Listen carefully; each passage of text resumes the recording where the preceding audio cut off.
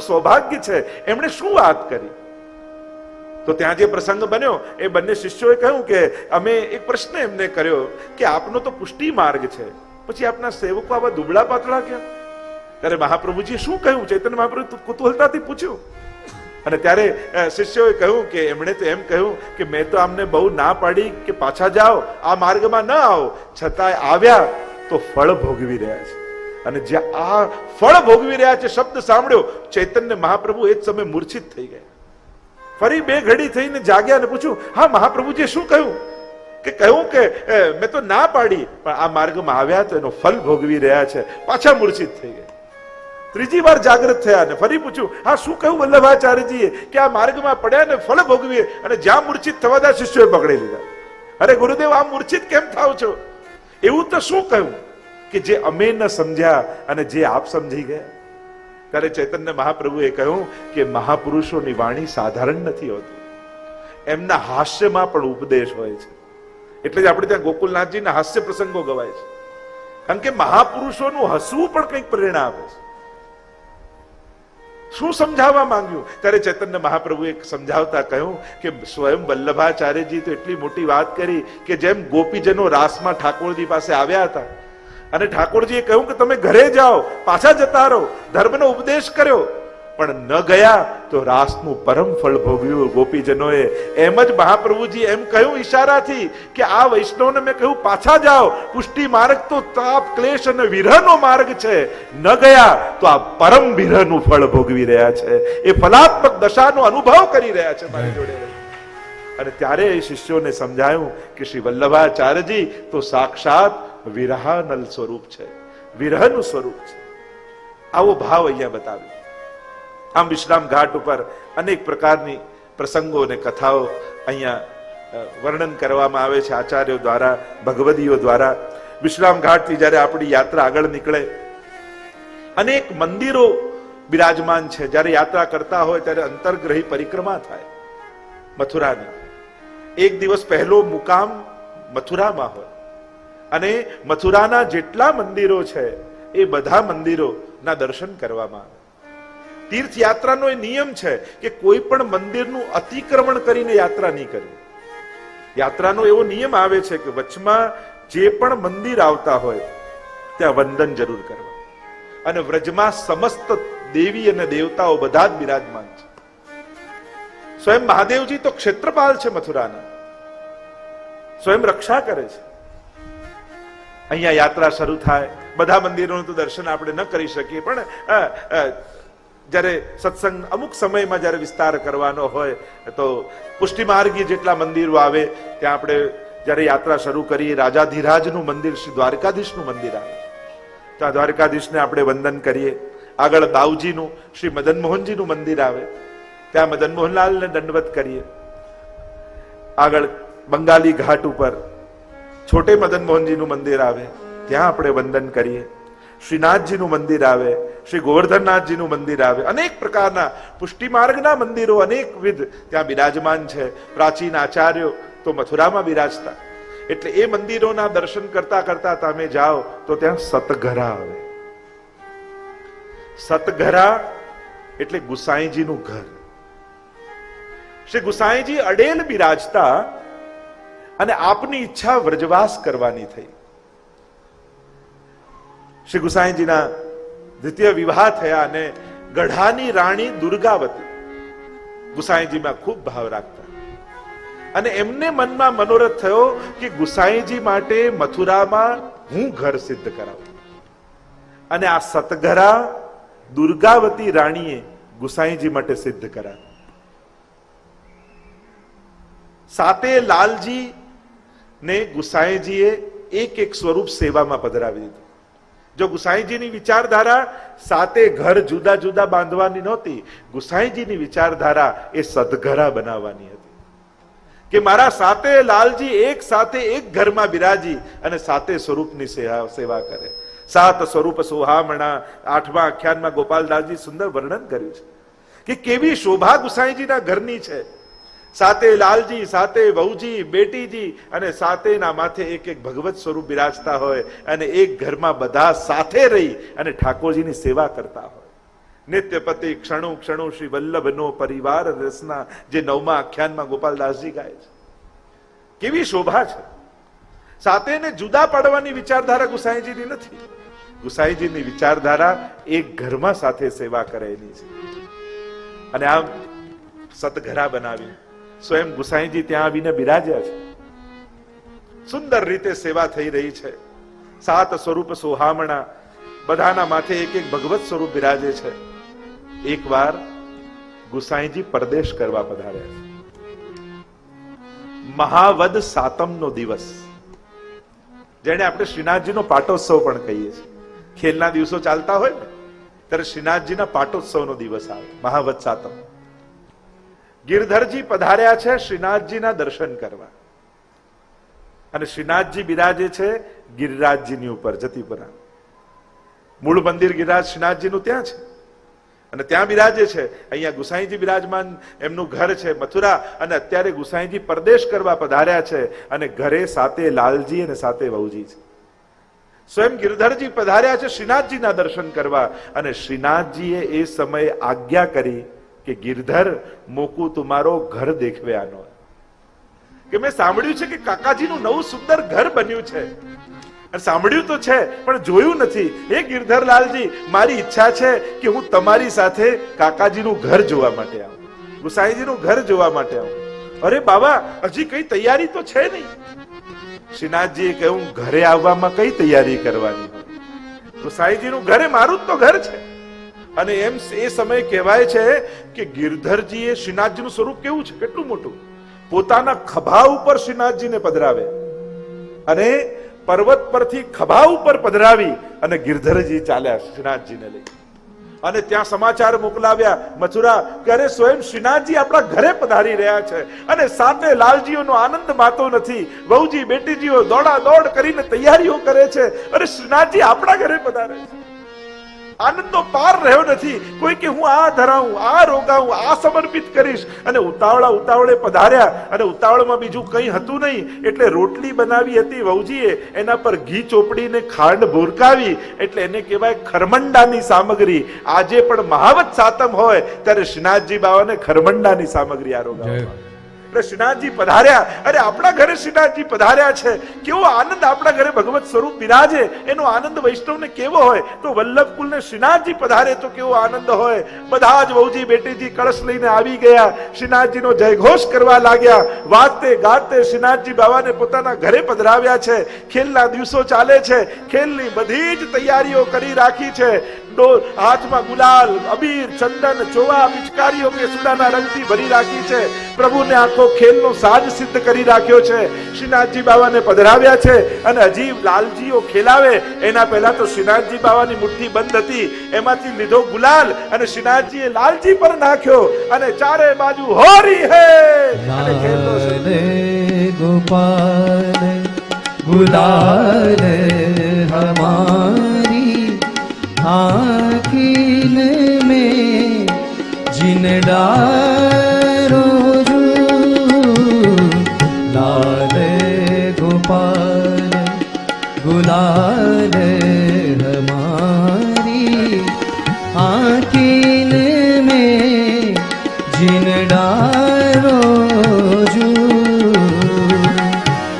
वरण चंद्रमा नैन चकोरी वदन चंद्रमा नैन चकोरी इन विच अंतर पारो जो इन बीच अंतर पारो जो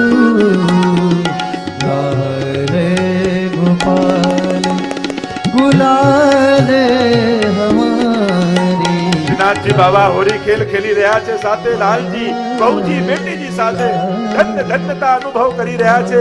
ગુસાઈજીનો સમગ્ર પરિવાર, બધાને થયું ઠાકોરજી આવી કૃપા કરી રહ્યા છે. એવો આનંદ થયો, બધાને થયું શું સમર્પિત કરીએ. ગુસાઈજીના ઘરમાં સાથે લાલજી પાસે જે કાંઈ હતું એ બધું ભરી ભરીને લાવ્યા અને શ્રીનાથજીની સેવામાં સમર્પિત કર્યું. જે કાંઈ હતું આ તો માનો સમર્પણનો ઉત્સવ બની ગયો. ઠાકોરજીએ કહ્યું, તમને અપનાવવા જ પધાર્યો છું. બેટીજીના નાકમાં એક ચૂક રહી ગઈ. અને શ્રીનાથજીએ કહ્યું, તમે બધું તો ધરી દીધું, પણ હજી એમની પાસેની ચૂક છે એ પણ મને આપી. ઠાકોરજીએ બધું જ સ્વીકાર કરી લીધું. એવો આનંદ આવ્યો, એવો આનંદ આવ્યો. ઠાકોરજી આજે અમારું સમર્પણ સિદ્ધ કર્યું. છેક નરસિંહ ચૌદસી સુધી શ્રીનાથજી બાવા સતઘરામાં બિરાજે. અને એટલા માટે સતઘરાને શ્રીનાથજીની બેઠક પણ કહેવામાં આવે છે. યા ચરણ ચોકી કહેવામાં આવે. શ્રીનાથજી બાવાની ચરણ ચોકી કહેવાય. શ્રીનાથજી બાવા ત્યાં બિરાજ્યા છે. ગુસાઈજી પરદેશ પધાર્યા હતા અને ત્યાં એમને સમાચાર મળ્યા કે શ્રીનાથજી સતઘરામાં પધાર્યા છે. અને ગુસાઈજીને થયું કે ઉતાવળે ઉતાવળે પાછો જવું. અને ગિરધરજીને એમ થયું, અરે કાકાજીની આજ્ઞા વગર અમે શ્રીનાથજી પધરાવ્યા છે, ક્યાંક કાકાજી અમારા પર નારાજ થશે. અને નરસિંહ ચતુર્દશીનો દિવસ આવ્યો અને ત્યાં ગિરિરાજજી ઉપર રોજ ચતુર્ભુજ દાસ દોડતા ભાગતા ભાગતા સીડીઓ ચડે શ્રીનાથજીના દર્શન કરવા માટે. અને શ્રીનાથજીના મંદિરના દ્વાર બંધ હોય. પ્રલાપ કરે, ચોધાર આંસુ એ સરે, હે શ્રીનાથજી બાવા, એક ક્ષણ આપને જોયા વગર હું જીવી ન શકું, તો આવો વિપ્રયોગ હું કેમ સહન કરીશ. એવો તાપ પ્રગટે, એવો તાપ પ્રગટે કે ચતુર્ભુજ દાસને એવો વિરહ થયો કે અહીંયા શ્રીનાથજીથી સહન ન થયો. અને શ્રીનાથજીથી સહન ન થયો એટલે ગિરધરજીને કહ્યું, ગિરધર અબ મોકુ વાપસ જાનો, મારે હવે પાછા જવું છે શ્રીનાથજી દ્વાર. મારો ભક્ત મારો વિરહ કરી રહ્યો છે. અને અહીંયા ચતુર્ભુજ દાસ શ્રીનાથજીના મંદિરના બંધ થયેલા દ્વારની આગળ બેઠા બેઠા, ગોવર્ધન વાસી સાંવરે લાલ, તુમ બિન રહ્યો ન જાય. શ્રી ગોવર્ધન વાસી સાવરે લાલ, तुम बिन रहो न जाए. रजराज लड़े ते लाड़ी ले, तुम बिन रहो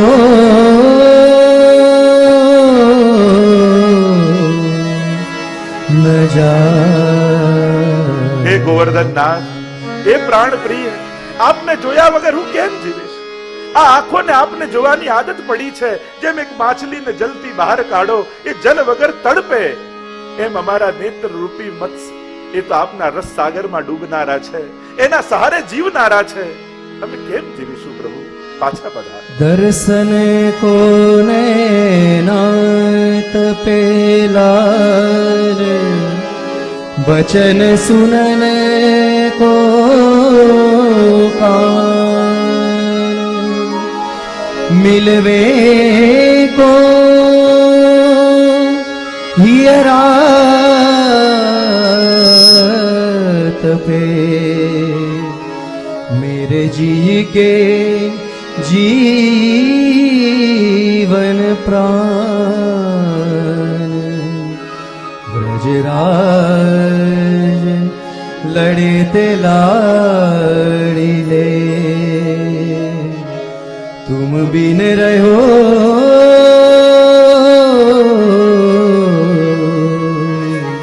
न जाए. એવો વિરહ ગાયો ચતુર્ભુજ દાસે. શ્રીનાથજીથી ન રહેવાય. ગિરધર મુકુ વાપસ જાનો. અને ફરી ગિરધરજી પોતાના કંધા ઉપર શ્રીનાથજીને પધરાવ્યા. બધા જ બહુજી, બેટીજી, લાલજીઓ ચરણમાં પડી ગયા શ્રીનાથજી બાવાને. બાવા, આવી કૃપા ફરી ક્યારે અમારે મળશે? આવો લાભ ફરી ક્યારે મળશે? આપ કૃપા કરીને અમારે ત્યાં પધાર્યા.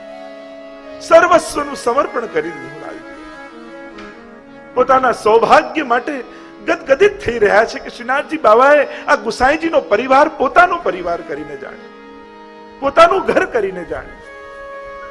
ગિરધરજી જ્યાં કંધા પર પધરાવ્યા, ભરેલી આંસુઓથી વિદાય કર્યા શ્રીનાથજી બાવાને. અને ઉતાવળે ઉતાવળે ગિરધરજી જ્યાં મંદિરમાં પધાર્યા, ત્યાં તો સાંજ થઈ ગઈ. શ્રીનાથજી બાવાને છેક શયનમાં રાજભોગ ધરવામાં આવ્યો. આજે પણ એક ક્રમ છે, નરસિંહ ચતુર્દશીનો દિવસ, અને ત્યારે રાજભોગ 2 વાર આવે.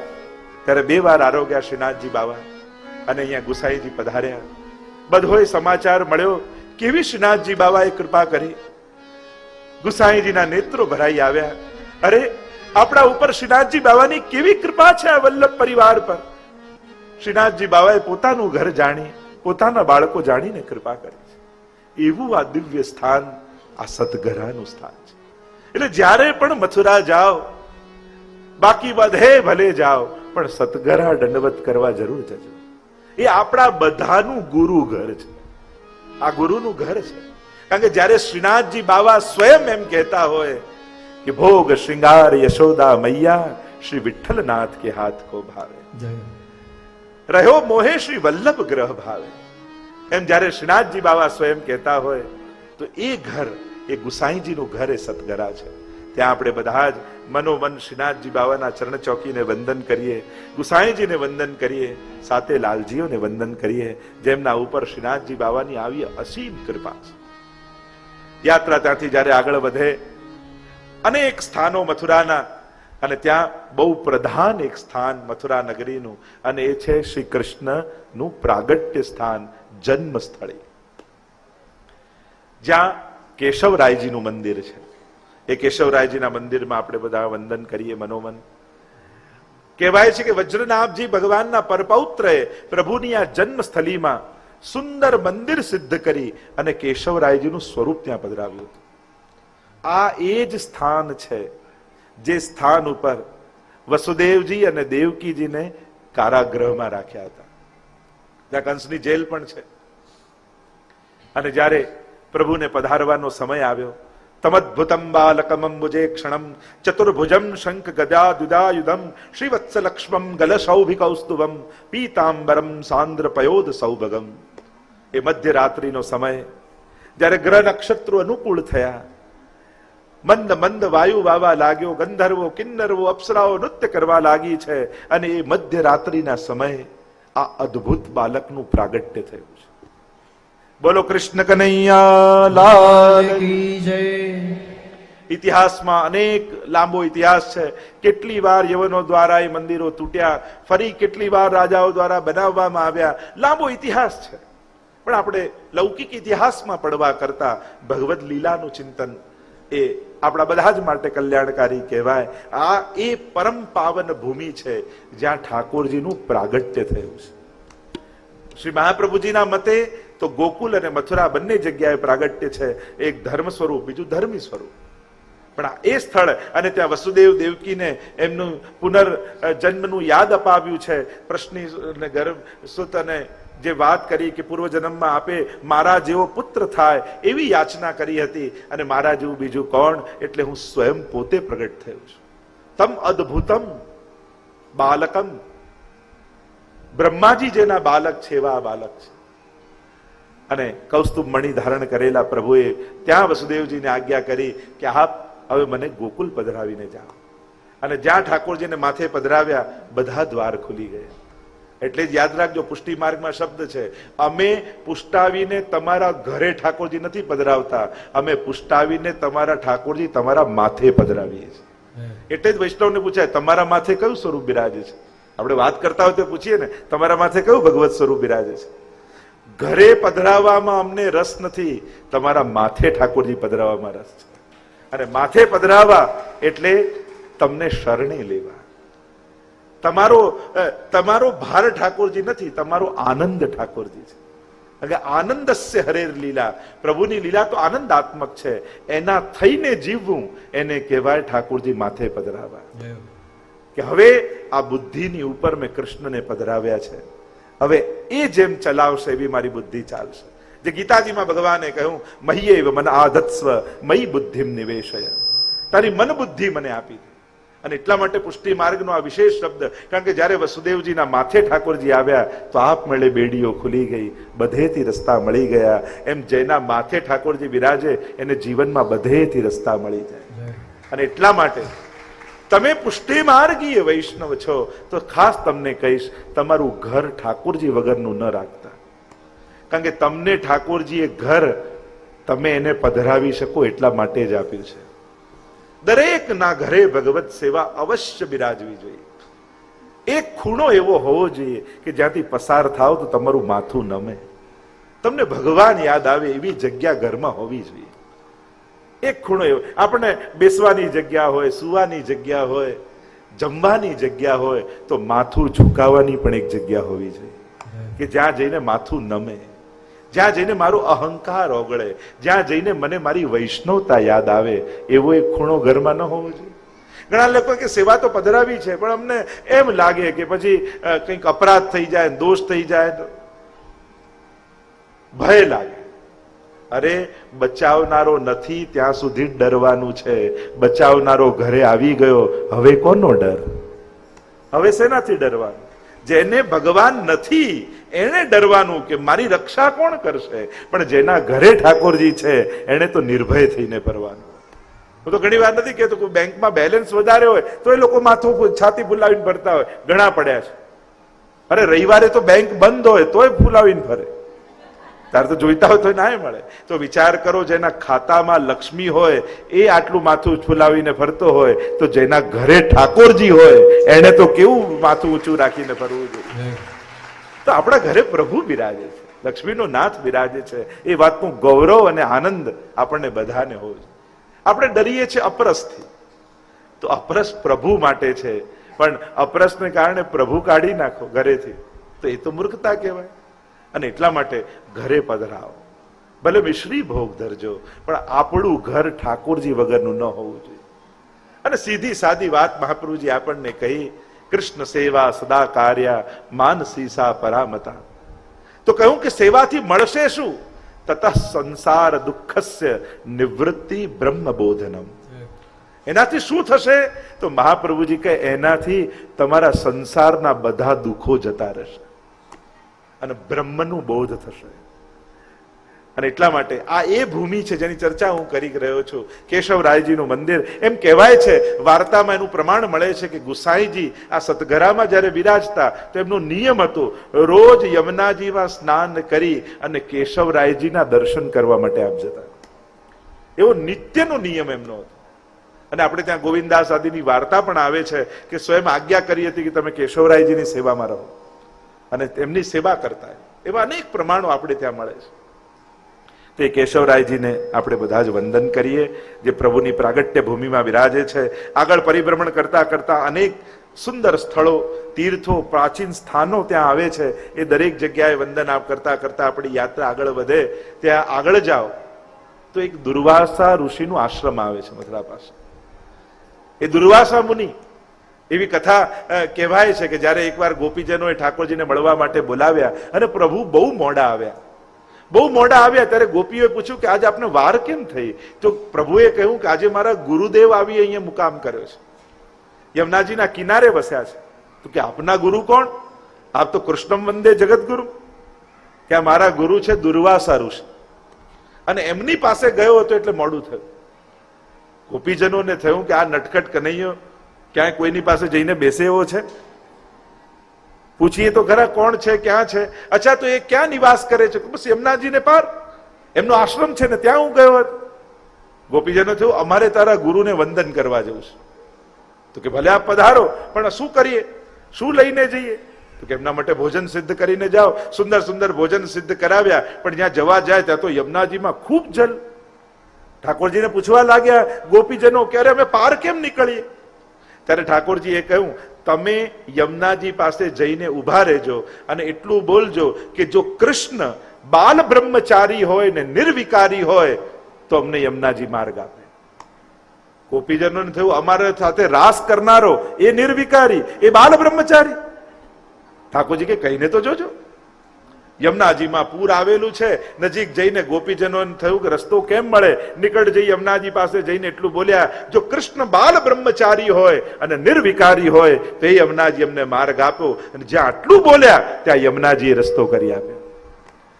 અને ભોજનની સામગ્રી લઈને છેક દુર્વાસા ઋષિ પાસે પહોંચ્યા અને દુર્વાસા મુનિને વંદન કર્યા, ભોજન કરાવ્યું ભરપેટ અને વંદન કરી અને જવા લાગ્યા ગોપીજનો. અને જુએ તો યમુનાજીમાં પૂર છે રસ્તો કેમ મળે? દુર્વાસા મુનિ પાસે આવીને કહ્યું કે અમને રસ્તો કેમ મળે? ત્યારે દુર્વાસા મુનિએ કહ્યું ગોપીજનોને કે તમે યમુનાજીના કિનારે ઉભા રહીને એટલું બોલજો કે જો દુર્વાસા મુનિ નિરાહારી હોય તો અમને રસ્તો આપજો. ગોપીજનો કહે જેને પેટ ભરીને અમે જમાડીને આવ્યા એ નિરાહારી? જાણે આજે ઠાકોરજી અમારી પરીક્ષા લેવા ન બેઠા હોય. ઠીક છે, કહ્યું છે મુનિએ તો જઈને બોલીએ. યમુનાજીના કિનારે આવીને એટલું બોલ્યા, જો દુર્વાસા મુનિ નિરાહારી હોય, વ્રતધારી હોય તો અમને માર્ગ આપો. અને એટલામાં યમુનાજીએ રસ્તો કરી આવ્યો. અને ગોપીજનો આવ્યા ઠાકોરજી પાસે, કહેવા લાગે કે આજે તો અમારું ચિત્ત ભ્રમિત થઈ રહ્યું છે, સમજમાં આવે કે એવી કોઈ વાત થઈ નથી. આપ નિર્વિકારી ને બાલ બ્રહ્મચારી, અને જેને અમે જમાડ્યા એ નિરાહારી? આવું કઈ રીતે સંભવે? ઠાકોરજીએ કહ્યું જે પણ કાર્ય કરતા ભાવ વગર થાય એને ક્યારે પણ કર્મ બંધન લાગતા નથી. હું બધી લીલા કરું છું પણ ક્યાંય મારા મનમાં વિકાર નથી હોતો. દુર્વાસા મુનિ ભલે ભોજન કરે પણ એ પેટ ભરવા માટે નથી કરતા, એ ક્યારે કરતા ભાવમાં જીવતા નથી, એટલે એમને કોઈ કર્મ બંધન લાગતા નથી. એવી લીલા અહીંયા દુર્વાસા આશ્રમમાં થઈ છે. દુર્વાસા મુનિને વંદન કરીએ. આગળ જઈએ તો અનેક સંતો મહાત્માઓની કુટીરો, કેટલા તપસ્વીઓના સ્થળ ત્યાં બિરાજમાન છે. એક સ્થાન આવે છે રામદ્વાર, તુલસી કુટીર જેને કહીએ છીએ, કે સ્વયં તુલસીદાસજીએ પણ મથુરામાં નિવાસ કર્યો છે. અને એવી પ્રસંગ આવે છે કે જ્યારે ઠાકોરજીના દર્શન કરવા માટે ગયા અને રામ માટે અનન્યતા, એવી પ્રીતિ, એવી આસક્તિ. અનન્યતા એ પ્રેમની કે ભક્તિની શરત નથી, પણ એ પ્રેમનો સ્વભાવ છે. अनन्यता है ना, वह भक्ति का नेचर है, स्वभाव है, उसकी शर्त नहीं है. એને શરત ન બનાવાય કે આ નહીં આ નહીં આ નહીં આ, પણ જ્યાં પ્રેમ પ્રગટ્યો હોય અને સાચો પ્રેમ હોય ત્યાં અનન્યતા પ્રગટી જ જાય. એનો નેચર છે અને પરમ અનન્ય છે. અને જ્યારે આવ્યા ઠાકોરજીના દર્શન કર્યા અને દર્શન કરી વેણુધારી કૃષ્ણના જ્યાં દર્શન કર્યા એટલે સહજમાં તુલસીદાસજીનું મસ્તક ઝૂક્યું નહીં અને એટલું દોહો લખીને બોલ્યા, કહા કહું છબી આજ કી ભલે બને હો નાથ, પણ તુલસી મસ્તક તબ નમે જબ ધનુષ બાન લે હો હાથ. કે મારો તો પ્રેમ રામ સાથે છે અને આપ પ્રભુ જ છો, ભગવાન જ છો, પણ મારી આસક્તિ રામના સ્વરૂપમાં છે. અને કહું મુરલી કહું ચંદ્રિકા કહું ગૌવન કો સાથ और अपने जन के कारणे कृष्ण भय रघुनाथ. અને એ સમયે ઠાકોરજી વેણુ મૂકી અને ધનુષ્ય હાથમાં લઈ અને તુલસીદાસજીને એવા દર્શન આપ્યા જાણે સાક્ષાત રામચંદ્રજી બિરાજમાન હોય. તો પ્રભુ તો જેને જેવી સ્વરૂપ આસક્તિ છે એવા સ્વરૂપનો અનુભવ કરાવે. તો આ તુલસી કુટીર અહીંયા છે. ગીતાવલી આદિ પણ તુલસીદાસજીએ લખ્યા છે. અને નંદદાસજી, આપણા જે અષ્ટ સખામાં નંદદાસજી છે એ તુલસીદાસજીના ભાઈ થાય, કાકા. અને બંનેનો સુંદર સંવાદ થયો છે. જ્યારે નંદદાસજી કૃષ્ણ ભક્તિમાં એવા ઓતપ્રોત થઈ ગયા ત્યારે તુલસીદાસજી પત્ર લખીને પૂછ્યું હતું કે આપણા નાથ તો રઘુનાથ છે અને તું આ રીતે કૃષ્ણ ભક્ત ક્યાંથી થઈ ગયો? ત્યારે ઉત્તરમાં સુંદર નંદદાસજી પણ ઉત્તર આપ્યો હતો કે રામ અમારે નાથ, પણ મન વ્યભિચારી વહે ગયો સુન તુલસી સુન બંસી કી તો તાન. કે કૃષ્ણ રામને જ પ્રેમ કરતો હતો પણ જ્યારે કૃષ્ણની વાંસળી સાંભળીને ત્યારે મન મારું વ્યભિચારી થઈ ગયું અને કૃષ્ણને વરી ગયું. તો આ તો ભક્તોના વિભિન્ન ભાવો છે, દરેકનું પોતાનું સૌંદર્ય છે અને એ સૌંદર્યનો આપણે આનંદ લેવો જોઈએ. આમ તુલસીદાસજીને વંદન કરીએ. આમ અનેક પ્રકારના સુંદર સ્થળો મથુરામાં આપણે દર્શન કર્યા અને ત્યાંથી આપણી પરિક્રમા એક દિવસ મુકામ કરી અને આગળ ચાલી મધુવન તરફ. એટલે બીજા દિવસનો મુકામ યાત્રામાં મધુવનમાં હોય છે અને આપણે બધા જ વૈષ્ણવ સાથે ચાલતા ચાલતા મધુવન તરફ પ્રયાણ કર્યું. મથુરામાં શ્રીનાથજી, ગોકુળમાં શ્રીનાથજી, વૃંદાવનની શ્રીનાથજી, મથુરામાં શ્રીનાથજી, ગોકુળમાં શ્રીનાથજી, વૃંદાવનની વાટે રંગીલા શ્રીનાથજી, રંગીલા શ્રીનાથજી, અલબેલા શ્રીનાથજી, વલ્લભ કુળના વાલા બોલો રંગીલા શ્રીનાથ. વૈષ્ણવોનો સંઘ આગળ જઈ રહ્યો છે. આગળ આગળ વલ્લભકુલ, સાથે સાથે ચોબાજી આ બાજુ મરજાદી વૈષ્ણવો કીર્તનિયાજી જાંજ પખાવજ વગાડતા વગાડતા ઠાકોરજીના નામનો જયઘોષ કરતા વ્રજવાસીઓ દૂર દૂરથી અવાજ સંભળાય, ગોપાલ ગોપાલ, અને દૂર દૂરથી પ્રભુના નાદ સંભળાય છે અને વૈષ્ણવનો સંગ વ્રજયાત્રા આગળ વધી રહી છે, પ્રભુના નામનું કીર્તન થઈ રહ્યું છે. મધુવનમાં શ્રીનાથજી, કુંજવન શ્રીનાથજી, વૃંદાવનમાં રાસ રમતા રંગીલા શ્રીનાથજી, નંદગામ શ્રીનાથજી, બરસાને શ્રીનાથજી, કામવનમાં ક્રીડા કરતા રંગીલા શ્રીનાથજી, રંગીલા શ્રીનાથજી, અલબેલા શ્રીનાથજી, વલ્લભપુરના વાલા બોલો રંગીલા શ્રીનાથજી. વ્રજયાત્રા બીજા દિવસનો પડાવ એ મધુવનમાં હોય. આ મધુવન બહુ અલૌકિક ભૂમિ. એમ તો કહેવાય છે મધુ નામના દૈત્યનો વધ કર્યો અને એનું શાસન હતું એટલે મધુવન નામ પડ્યું. એક ભાવ એ છે, અનેક અનેક ચર્ચાઓ મધુવન માટે આવી. મધુવન બિહારીજી બિરાજમાન છે. પ્રસિદ્ધ કથા મધુવનની એ છે,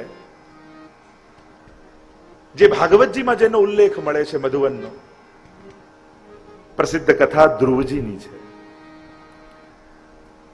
ઉત્તાનપાદ રાજા, સુરુચિ અને સુનીતિ બંને રાણીઓ, એકનો પુત્ર છે ઉત્તમ ને બીજો છે ધ્રુવ. સંક્ષિપ્તમાં એની કથા. અને જ્યારે સુરુચિ માતાએ અપમાન કર્યું, હાથ પકડીને ખેંચ્યા ધ્રુવજીને ને કહ્યું પિતાની ગોદમાં બેસવું છે તો તપ કર, વનમાં જઈ પ્રભુને પ્રાપ્ત કર, અને પ્રભુ માંગવાનું કહે તો એટલું માંગજે કે તું મારી કુખે જન્મ લે તો જ પિતાના ખોળામાં બેસી શકે. દુઃખ લાગ્યું, રડતા રડતા ધ્રુવજી આવ્યા માતા પાસે. કહ્યું કે આમ સુરુચિ માએ આમ કહ્યું, આ તો સુનીતિ છે ને. એને કહ્યું ખોટું ન લગાડીશ, આ તો પ્રભુની જ કોઈ પ્રેરણા છે. મને તો લાગે મારા કરતા પણ તારી સુરુચિ માં એ સાચી માતા છે. ધ્રુવજી કે આમ કેમ? સુનીતિએ કહ્યું જો આજ સુધી મેં તને એવું ક્યારે નથી કહ્યું કે ભગવાનને મેળો. સુરુચિ માએ ભલે કઠોર શબ્દમાં કહ્યું હોય પણ વાત તો બહુ સારી કહી છે. જીવનમાં એક વસ્તુ લખી રાખજો, કોઈ મીઠું મીઠું બોલી તમને લૌકિકમાં ખેંચી જાય એના કરતા કડવું બોલીને અલૌકિક કાર્ય કરાવે એ વ્યક્તિ સારો. ઘણી વાર મીઠું મીઠું બોલી બોલી આપણને સાવ લૌકિકમાં ખેંચી જાય એના કરતા કડવા શબ્દો કહીને પણ આપણા હાથે કોઈ પુણ્ય કાર્ય કરાવે એ વ્યક્તિનો ઉપકાર માનજો, એ વ્યક્તિનો આભાર માનજો. કારણ કે એના થકી આપણા હાથને સત્કર્મ કરવાનો અવસર મળ્યો છે. એટલે જેની પ્રેરણા આપણને સત્કર્મમાં મળે, ભલે કડવા શબ્દોમાં હોય. કહ્યું જો સુરુચિએ તને ભગવાન મેળવવાની વાત કરી છે, કઈ રીતે કહ્યું એનો વિચાર કરીશ, પણ ભગવાને એના મુખે બેસી તને કઈ પ્રેરણા કરી છે એને યાદ કર. બસ જો આટલું આપણે સમજી જઈએ ને તો ઘણી વાર કડવું બોલનારા, ક્રોધ કરનારા આપણા માટે 99% સારી જ વાત કહેતા હોય છે.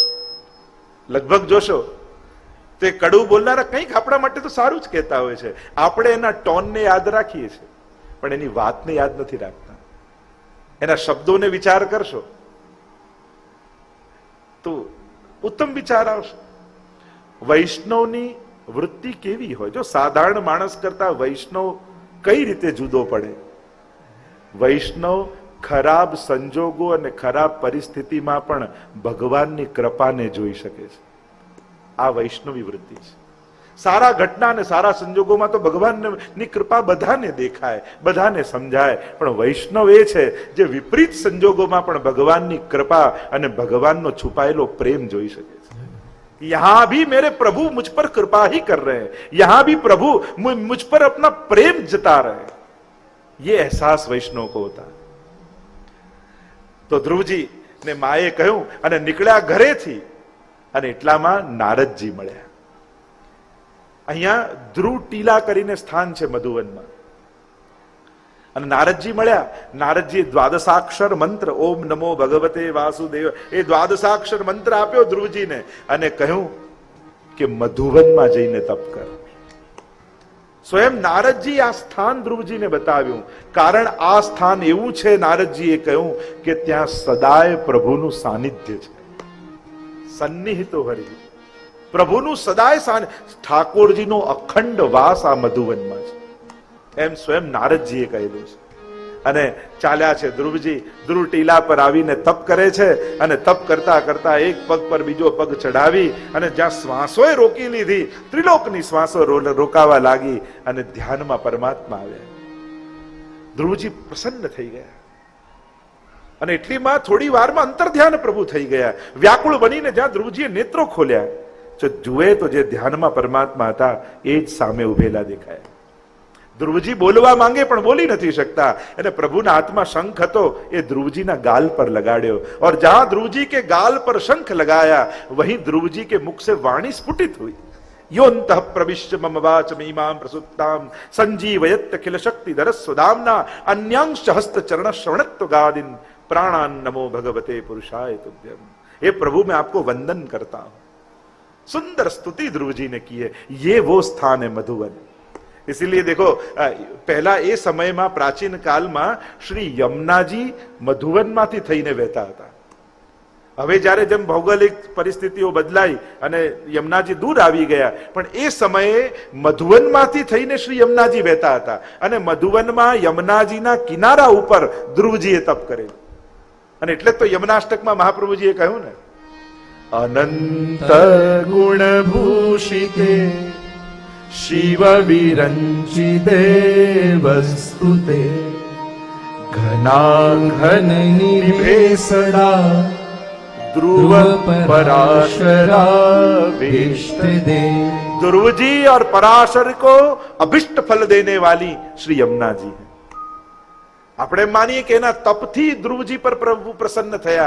મહાપ્રભુજી કે તપ તો અનેક લોકો કરે છે, પણ નિત્ય યમુનાજીના પાન કરતા, એટલે યમુનાજીની કૃપાથી ઠાકોરજી જલ્દી પ્રસન્ન થયા. ये ध्रुवजी को अभिष्ट फल देने वाली श्री यमुनाजी. અને એટલા માટે આ ધ્રુવ ટીલા ઉપર મધુવન બિહારીજીનું મંદિર બિરાજે છે. દાઉજીના દર્શન હોય છે. મધુકુંડ અહીંયા છે, જેને કૃષ્ણકુંડ પણ કહેવાય. અને મધુવનિયા ઠાકોરજી વહાં બિરાજતે हैं. આપણે પ્રભુને, મધુવનના પ્રભુને વંદન કરીએ, દંડવત કરીએ. આ મધુવનની અનેકવિધ લીલાઓ પ્રસિદ્ધ છે. વ્રજનાભ દ્વારા આ સ્વરૂપ પધરાવવામાં આવ્યું છે. અહીંયા જે ધ્રુવજીની કથામાં વર્ણન કરવામાં આવ્યું એ મધુવનની લીલા છે. પરિક્રમા કરતા કરતા શ્રી મહાપ્રભુજી પણ અહીં પધાર્યા છે. એટલે અહીંયા મહાપ્રભુજીની પણ બેઠકજી છે મધુવનમાં. નિત્ય મહાપ્રભુજી પારાયણ કરે ભાગવતજીનું. એટલે આ મધુવનિયા ઠાકોરજી રોજ ભાગવતજી શ્રવણ કરવા આવે મહાપ્રભુજીના મુખે. જ્યાં કથા પૂરી થઈ તો ઠાકોરજી રડવા લાગ્યા. મહાપ્રભુજીએ કહ્યું કે પ્રભુ રડો છો કેમ? ત્યારે ઠાકોરજી કહેવા લાગ્યા કે ધ્રુવજીએ જ્યારથી પધરાવ્યા મને અહીંયા, ત્યારથી હું નારાયણ સ્વરૂપે અહીંયા ઉભો છું. પણ મારે તો આપના ઘરે બાલ લીલા કરવા આવું છે. આપના ઘરે બિરાજી એ બાલ લીલાનું સુખ લેવું છે. આપ મને પધરાવી જાઓ, એમ કહેવા લાગ્યા મહાપ્રભુજી. મહાપ્રભુજી કહે કે હમણાં તો અમે પરિક્રમા કરવા માટે નીકળ્યા છીએ, એટલે હમણાં તો આપને સાથે નહીં લઈ જઈ શકીએ, પણ પરિક્રમા પૂરી કરીને આવીશું ત્યારે અમે આપને પધરાવીશું. પણ મહાપ્રભુજી કે અમે આપને ઓળખીશું કઈ રીતે?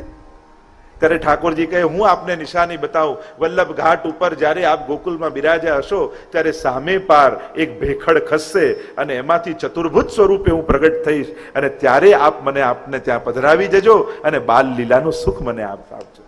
તો આમ મહાપ્રભુજીના બેઠકજીમાં આપણે વંદન કરીએ, જારી ચંસ્પર્શ કરીએ, ધોતી ઉપરના મહાપ્રભુજીને ધરાવીએ. બોલો શ્રી વલ્લભાધીશ કી જય. આમ આ મધુવનની અનેકવિધ લીલાઓ છે.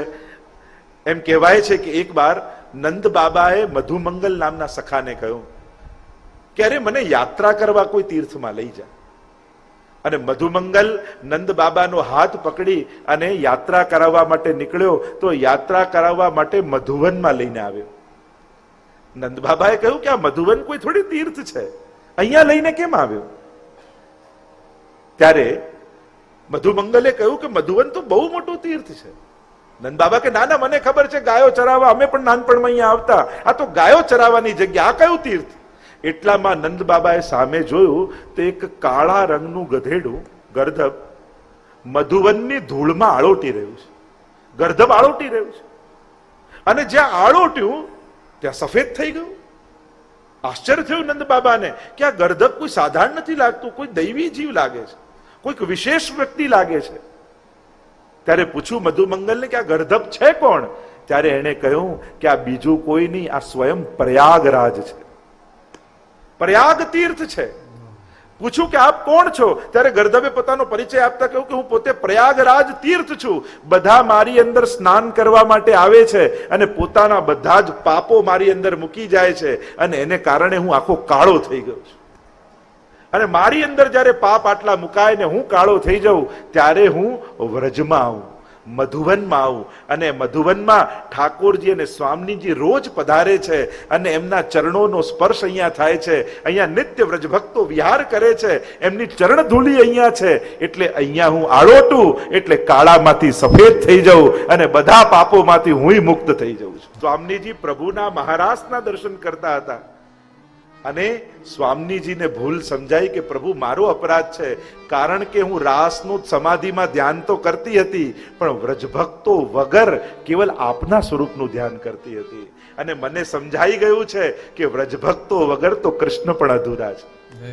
આપને પણ વ્રજભક્તો વગર આનંદ આવતો નથી. એટલે પ્રભુ આજે હું આપની લીલા સમજી અને મને સમજાઈ ગયું કે મેં વ્રજભક્તો વગર આપના રાસનું ચિંતન કર્યું, એ મારો અપરાધ હતો, એ મારી ભૂલ હતી. પ્રભુ મારી ભૂલને ક્ષમા કરો.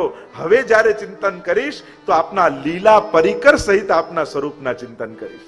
અને જ્યારે આવી વાત કરી ત્યારે ઠાકોરજીએ કૃપા કરી સ્વામીજી ઉપર અને સ્વામીજી સાથે ભક્તોની સાથે મહારાજ ઠાકોરજી અહીંયા કર્યો છે. અને એટલા માટે આપણા પુષ્ટિ માર્ગનો એ પ્રકાર છે, અહીંયા કેવલ પ્રભુ જ સેવનીય નથી પણ પ્રભુનો લીલા પરિકર સહિત પ્રભુની સેવા થાય છે. આજે આપણા પુષ્ટિ ભક્તિ આ કૃષ્ણ ભક્તિની વાત કરું, ત્યાં કેવલ પ્રભુ સેવનીય નથી પણ પ્રભુની ગાયો, પ્રભુના મોર પશુ પંખીઓ, પ્રભુના એ યમુનાજી, પ્રભુના એ ગિરિરાજજી, પ્રભુના એ ગોપીજનો, પ્રભુની એ ભૂમિ, આ બધા જ આપણા માટે પ્રભુ સમાન આદરણીય છે. હંમેશા યાદ રાખવું, પ્રભુ માટે જેટલો આદર રાખો એટલો જ આદર અને એવો જ ભાવ પ્રભુના લીલા પરિકર માટે પણ રાખો. ક્યારે પણ એમને ન્યૂન્ય નહીં જાણવા, ક્યારે પણ એમને હીન નહીં જાણવા. જેટલો ભાવ પ્રભુ માટે એટલું જ પ્રભુ લીલા પરિકર માટે. એટલે જ મનોરથના પણ જ્યારે દર્શન કરો તો સીધા ઠાકોરજીને જ કેવલ નહીં જોવા, એમની સજાવટમાં ગાયો હોય, ગોપીઓ હોય, સખા હોય, મોર હોય, શુક હોય, એ બધાના દર્શન કરતા કરતા છેલ્લે ઠાકોરજીના દર્શન કરવા. પહેલા પ્રભુની લીલા પરિકરના દર્શન કરવા અને પછી પ્રભુની સ્વરૂપના દર્શન કરવા. ત્યારે આ ભક્તોના હૃદયમાં જે ઠાકોરજી બિરાજે છે એ પ્રભુનો અનુભવ તમને થશે. કારણ કે આપણા જે સેવનીય પ્રભુ છે એ સીધા પ્રભુ નથી પણ સ્વામીજીના હૃદયમાં જે બિરાજે છે ને એ ઠાકોરજી આપણા સેવનીય છે. જો તમારો બાલ ભાવ છે તો યશોદાજીની ગોદમાં બિરાજતા લાલન તમારા સેવનીય. જો તમારો કિશોર ભાવ છે તો સ્વામીજીના હૃદયમાં વિહાર કરતા કૃષ્ણ એ તમારા સેવનીય થાય.